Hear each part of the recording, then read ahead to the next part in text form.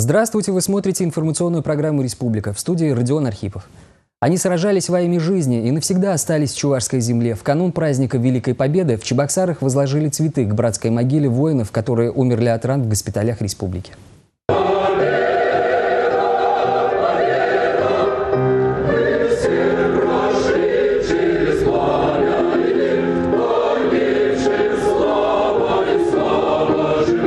Весна в свободной стране, безмятежное небо и улыбки на детских лицах. Это все возможно благодаря тем, кто отдал за победу самое дорогое – жизнь. Десятки воинов, которые умерли от ран в госпиталях Чувашии, нашли последнее пристанище в этой братской могиле на кладбище по улице Богдана Хмельницкого. На данной братской могиле были похоронены более 80 воинов.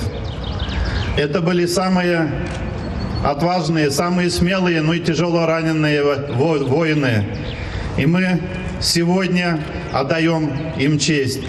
В годы Великой Отечественной войны в Чувашии действовали 15 эвакогоспиталей. Через них прошли более 70 тысяч раненых и больных бойцов и офицеров. Выхаживать пациентов медикам помогали всем миром. Вот кого мы вспоминаем сейчас, вы знаете, они лечились в нашем госпитале, в здании, где размещалась 6-я школа города Чебоксар. Минутой молчания.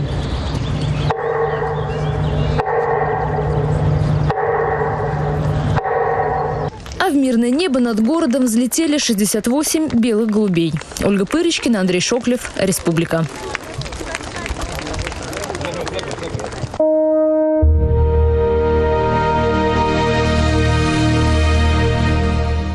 Многие организации Чувашии по праву могут гордиться своими сотрудниками, ветеранами Великой Отечественной войны. Их подвиги памятны и сегодня, ведь каждый нашел в себе силы не только пережить то страшное время, но и внести значимый вклад в становление страны в послевоенные годы. Прокуратура Чувашии традиционно чествует своих героев. Все они отдали этой службе десятки лет жизни и по сей день принимают активное участие в торжественных мероприятиях. Только с каждым годом их количество заметно уменьшается. На этот раз из 6 ветеранов смогли прийти только 3. Мы преклоняем колени перед нашими ветеранами, перед их подвигом, понимая, что это они защитили мир от фашизма, принесли мир на нашу многострадальную землю, подняли из руин и пепла нашу разрушенную Родину. Минутой молчания почтили тех, кто остался на поле боя, и тех, кто не дожил до 68-й годовщины Победы.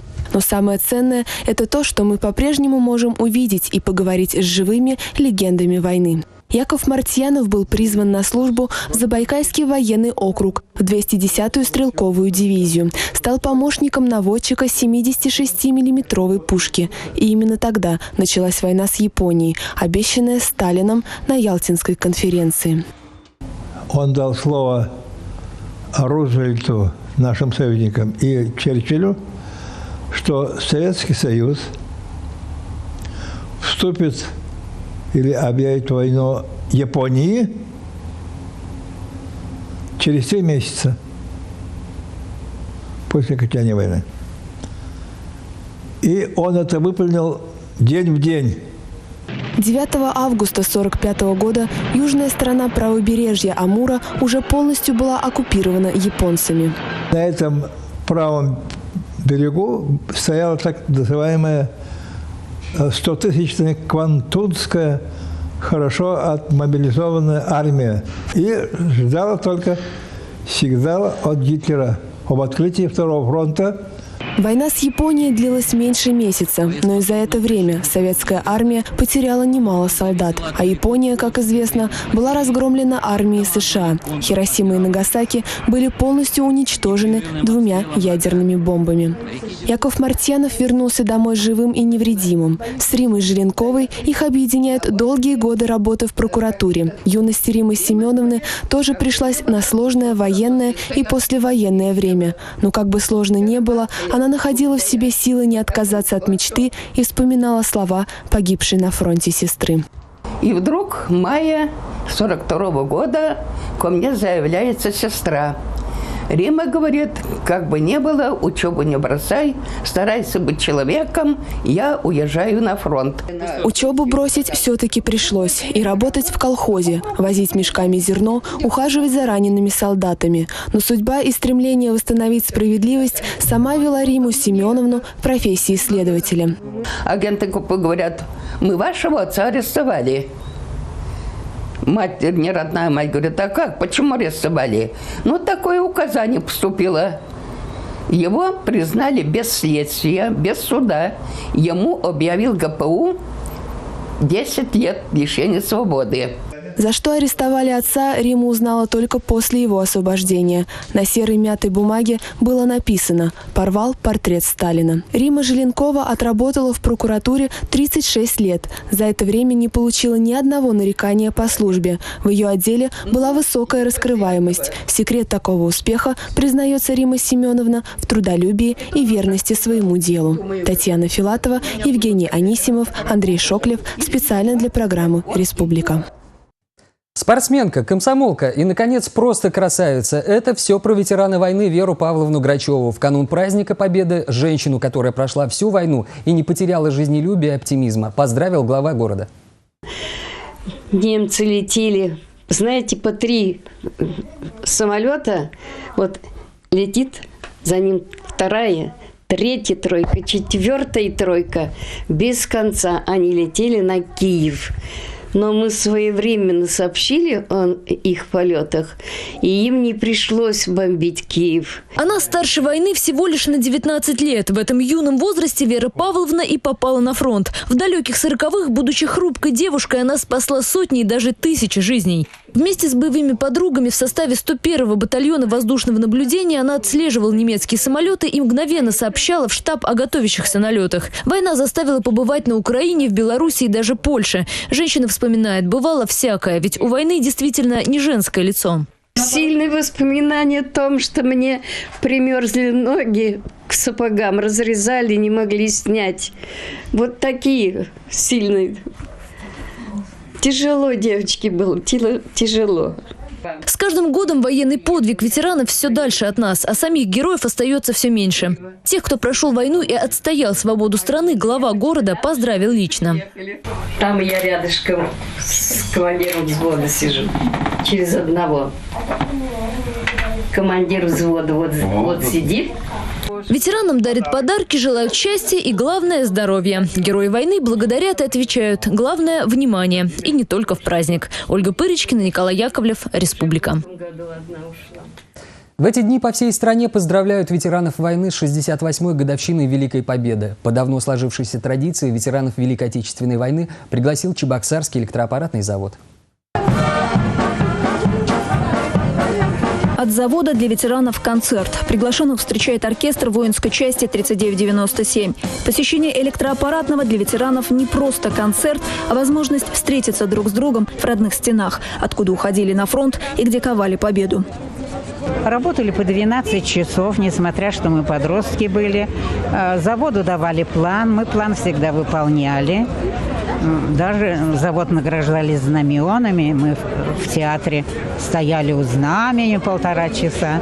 Валентина Скотникова, 18-летней девчонкой, поступила на завод вместе с семьей, эвакуировалась из Ленинградской области. Оттуда в войну была вывезена часть цехов Ленинградского завода «Электрик».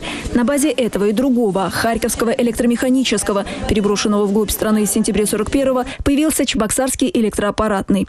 Подняли его в короткие сроки. Уже в декабре завод дал первую продукцию для оборонки.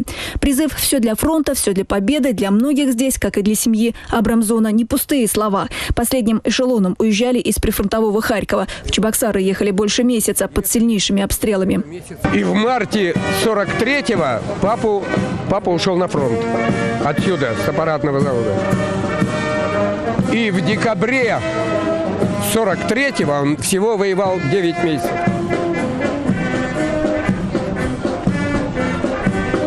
И в декабре он погиб.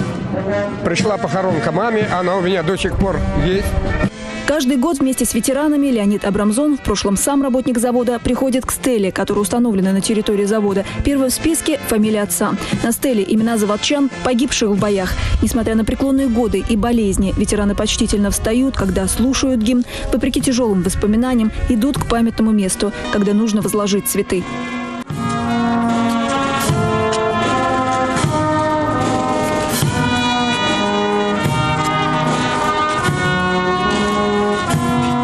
У нас есть погибшие во время Великой Отечественной войны. Мы их чествуем. Мы чествуем людей, которые вернулись с войны. Мы чествуем тружеников тыла. И у нас стала традиция каждый год их приглашать. После капитуляции Германии завод вместе со всей страной поднимал разрушенное хозяйство. Создавал и производил новейшие электроаппараты, чтобы восстановить промышленные предприятия, шахты, электростанции, линии электропередач. В честь работавших тогда на сцене песни и танцы. После войны на завод пришел и участник ожесточенных боев Сталинградской и Курской битв. Знаменитой встречи на Эльбе советских и американских войск. Александр Рыбаков. Учеба в техникуме, работа в ГДР, а потом в Чебоксарах. Мы работали сколько нужно, потому что военпреды вот придут вечером уже, работа кончается, нам нужно срочно сделать. И мы до 12 часов делали, боролись за качество продукции. Александр Рыбаков в центре праздничного стола. В мае ему исполнилось 90. Поздравления и пожелания долгих лет звучат в адрес всех ветеранов. Для приглашенных прямо в цехе полевая кухня, боевые 100 грамм. И о них реплика: «Гвозди бы делать из этих людей. Крепче б не было в мире гвоздей». Ольга Григорьева, Андрей Спиридонов, Республика. Военные песни, сколько их написано за всю историю человечества. О Великой Отечественной войне сложены тысячи музыкальных рассказов. Невероятно грустных и веселых, трагических и жизнеутверждающих. У каждого народа свои песни о войне. Но есть среди них такие, которые знают и поют все.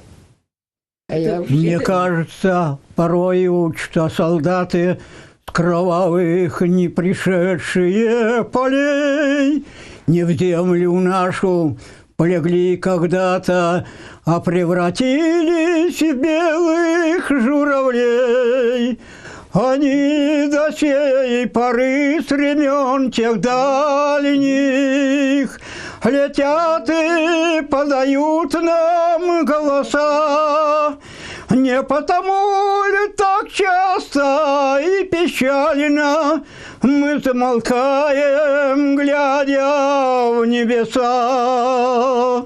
Александр Алексеевич Маляков в 93 года обладает не только сильным, совсем не старческим голосом, но и отменной памятью. Все 4 года Великой Отечественной с первого до последнего дня до сих пор стоят перед глазами. 22 июня застал его в Западной Украине, потом был Сталинград, День Победы в Вене.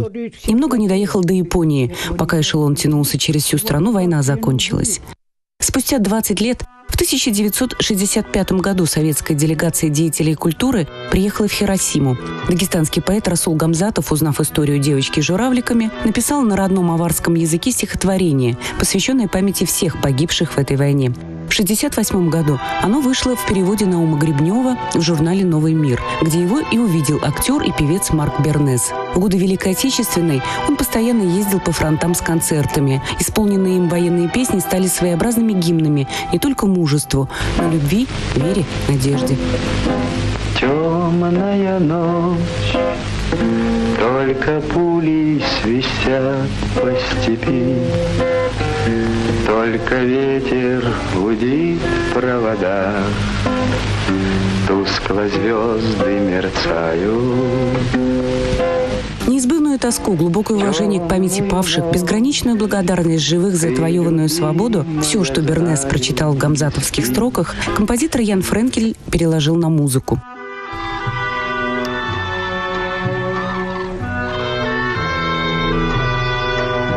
8 июля 1969 года Марк Бернес записал эту песню, а спустя месяц ушел из жизни. Он был тяжело болен и чувствовал, что «Журавли» станут и его реквиемом. Сегодня при первых аккордах мы вспоминаем и певца, и всех, кто расплатился своей жизнью за Москву и Сталинград, Курск, Киев, Одессу, Берлин.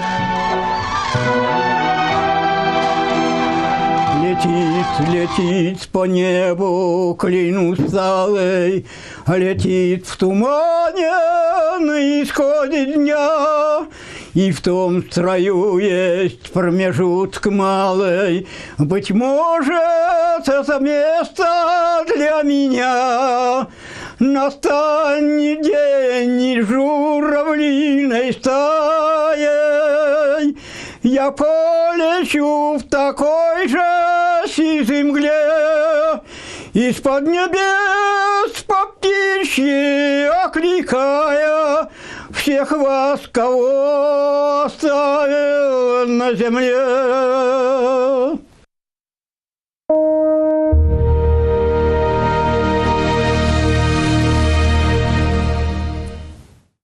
Память о войне живет не только в старых письмах, пожелтевших фотографиях, потускневших орденах и медалях. В канун Дня Победы центр Чебоксар превратился в галерею под открытым небом, посвященную ветеранам Великой Отечественной войны. Концепция оформления праздничного к 9 мая действительно новая. И в рамках этой концепции главный акцент был поставлен как раз на Калининский мост и на дорогу, по которой ветераны будут перемещаться от Парка Победы, где произойдет возложение цветов к Монументу Славы в 10 утра, до Красной площади, где состоится парад Победы в 12 часов. Конечно, это центральная улица, по ним поют наши ветераны, поэтому действительно не только в художественном смысле оформление новое, да, но и с точки зрения насыщения. Керчь, Минск, Севастополь, Волгоград. Виды этих и других городов-героев украшают кольцо по улице Калинина. В День Победы жители и гости нашей республики могут возложить цветы каждому из них. А улица Калинина превратилась в проспект Победителей. Ее украсили фотографии ветеранов нашей республики. Это все участники парадов прошлых лет. Через 68 лет праздник уже превращается в череду воспоминаний. Ветеранам уже не под силу маршировать в парадной колонне. Но в архивах сохранились фоторепортажи тех лет. Теперь их могут увидеть все горожане. 3 инсталляции, то есть это мост Победы, вот это Московский мост, это старые фотографии с разных годов парадов Победы на Красной площади. И мост Мужества. На нем находятся ордена и фотографии, старинные фотографии с военного времени. Музей боевой славы под открытым небом – подарок столицы всем героям Великой Отечественной войны. Татьяна Трофимова, Евгений Анисимов, Республика. Управление Федеральной службы судебных приставов пополнилось кадрами. В канун Дня Победы новобранцы дали клятву соблюдать Конституцию и другие законы Российской Федерации. В жизни новобранцев сегодня особый день. Присяга – это важное событие в жизни тех, кто решил служить закону. Я, вступая в должность судебного пристава, клянусь при осуществлении своих полномочий соблюдать Конституцию Российской Федерации и законы Российской Федерации, честно и добросовестно исполнять обязанности судебного пристава. Поздравляя молодых коллег, главный судебный пристав республики пожелал им здоровья, отличной работы и материального благополучия. Пользуясь случаем, хочу добавить, что на последней коллегии директором было обозначено, что получено уже непосредственно указание Медведева, премьер-министра, на разработку до конца года положения о повышении денежного содержания судебного пристава. Сегодня в управлении работает более 900 сотрудников, и в этой системе работают ответственные, неравнодушные люди. Особое пожелание со стороны руководства – не вступать в сделку с совестью и не нарушать закон, быть объективными и честными. Данифа Тагирова, Республика.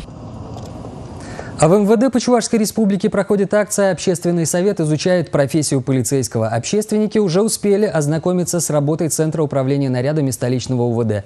В этот раз они стали новобранцами отдельного батальона патрульно-постовой службы. Подробности в репортаже наших коллег из МВД. Перед заступлением на маршрут патрулирования новобранцы Иван Бойко и Георгий Богуславский, как и настоящие патрульные, ознакомились с оперативной обстановкой в городе. Развод провел командир батальона Сергей Филиппов. Подполковник полиции напомнил, что на вызов полицейские должны прибыть в течение 10 минут и обозначил требования, предъявляемые к несению службы в общественных местах. Наша основная задача – это в первую очередь все-таки это недопущение именно преступлений. Это связано с грабежами и нанесением побоев гражданам именно на улицах. Вечерняя смена заступает на службу 17 часов.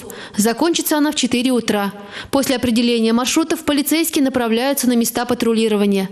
Общественников определили в стационарный пункт полиции «Красная площадь». У них маршрут движения начинается здесь. Здесь центр поста, Красная площадь. Обхватывают остановку общественного транспорта по композиту Воробьеву, дом МОД, Арбат. По словам патрульных, нести службу на заливе напряженно в праздничные дни. В будни правонарушений здесь практически нет, но за помощью горожане обращаются часто. Работают полицейские по 11 часов с 2 небольшими перерывами на питание. И опять же меня поразил личный состав, насколько они вежливы, доброжелательны и готовы помочь людям, не только как бы то, что вот мы там пришли. То есть вот общаясь с ними, они даже изучают тепло. Ну это очень тяжело.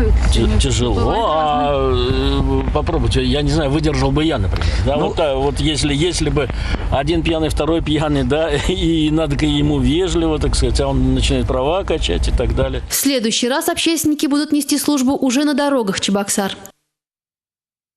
В Новочебоксарске завершилась легкоатлетическая эстафета на призы газеты «Грани». Командные соревнования проводятся вот уже 21 год. Традиция выливается в настоящий спортивный праздник. Он собирает любителей бега и здорового образа жизни из Новочебоксарска и других мест Чувашии. 306 команд из Новочебоксарска, Чебоксара и Канаша собираются на центральном стадионе имени Николаева. На беговых дорожках соревнуются коллективы разных предприятий и организаций, школьники и студенты, представители спортивных клубов, просто желающие. А на трибунах, в кричалках и речевках состязаются болельщики.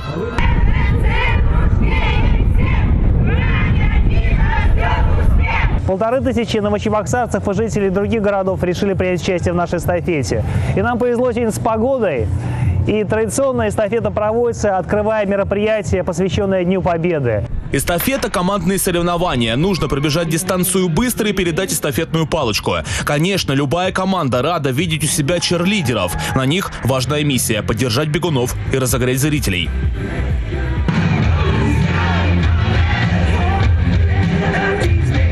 Заручившись поддержкой, на старт выходят медики. После упорной борьбы на пьедестал поднимаются работники горбольницы, стоматологической поликлиники и медицинского центра Новочебоксарска. В эстафете силовиков призовые места у полицейских, брандмейстеров пожарной части номер 17 и налоговиков города Спутника. А это уже вип-забег. На старте руководители коллективов. Фору остальным дали сборные Новочебоксарского отдела МВД и 34-го детского сада. У образовательных учреждений, как обычно, на эстафете многочисленные команды. Я решил принять участие в этих соревнованиях, потому что я вообще люблю соревноваться. Мне нравится здоровый образ жизни. В забеге школьников серьезный соперник многих команд сборная Канаша. Постоянный участник соревнований самого разного уровня. Мы как-то пригласили нас первый раз, мы приехали и регулярно нас как будто бы здесь ждут. В прошлом году, предположим, у нас 9 класс ездил в Анапу, значит, заняли мы первое место в России. В этом году сейчас готовится. В забеге на 2000 метров канашская сборная оказалась сильнее и стала первой. Всем призерам эстафеты вручили кубки, торты, призы и подарки. Дмитрий Ковалев, Ольга Григорьева, Александр Петров. Республика. В эти минуты в Мемориальном парке Победы начинается акция «Свеча памяти». Молодые люди не помнят войну, но знают о ней. И это знание передается из поколения в поколение. Подробный репортаж об акции смотрите завтра в праздничном выпуске. 9 мая в столице республики автомобилистам придется искать объездные пути. С 10 до 13:30 в связи с праздничным парадом дорогу перекроют от автоколонны 13-12 до Красной площади.